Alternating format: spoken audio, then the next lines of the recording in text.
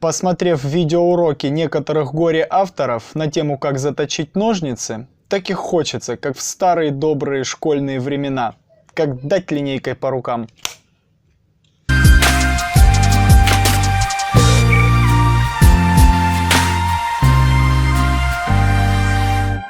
Всем привет! Иногда складывается такое впечатление, что ролики мастеров по заточке ножниц спонсируются самими производителями этих ножниц, чтобы после первой псевдозаточки вы выбросили ножницы и пошли в магазин за новыми. Вот несколько примеров такой неправильной заточки. Первый пример, самый распространенный, это точить ножницы об иголку. Вот примерно вот так. Второй способ – разрезать наждачную бумагу.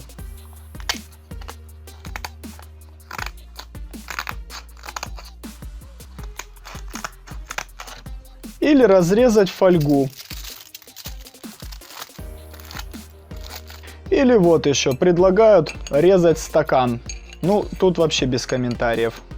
Такими способами, по сути, вы их тупите еще сильнее. Иголка, наждачка и другие предметы деформируют режущую кромку.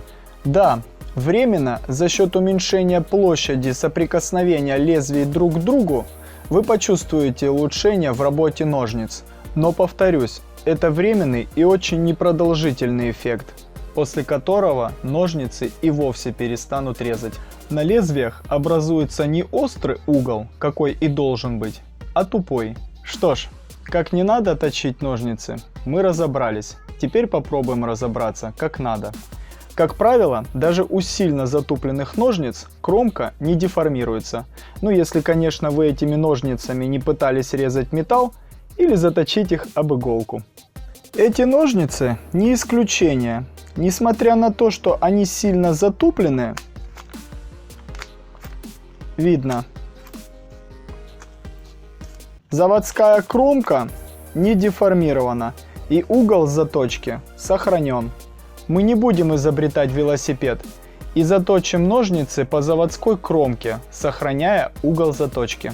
Для этого берем обыкновенный точильный камень и либо можно зафиксировать его к небольшому бруску, или можно зафиксировать в тиски, или просто положить на край стола. Главное, чтобы точильный камень не двигался. Смачиваем точильный камень водой, чтобы не оставить сильных зазубрин. Раскрываем ножницы и пытаемся уловить заводской угол заточки. Для начала упритесь в верхнюю часть ножниц так, чтобы режущая кромка плотно легла на точильный камень. Почувствуйте заводской угол заточки. И легкими движениями от себя проводите по точильному камню. При этом держите ножницы перпендикулярно по отношению к точильному камню. Угол между камнем и ножницами должен составлять 90 градусов. Переворачиваем на другую сторону и делаем такие же движения. При сохранении заводского угла заточки и при правильных движениях вы добьетесь хороших результатов. Кстати, в предыдущем видео я показывал, как правильно заточить нож. Обязательно посмотрите. Ну что ж, а теперь посмотрим, как эти ножницы стали резать после заточки.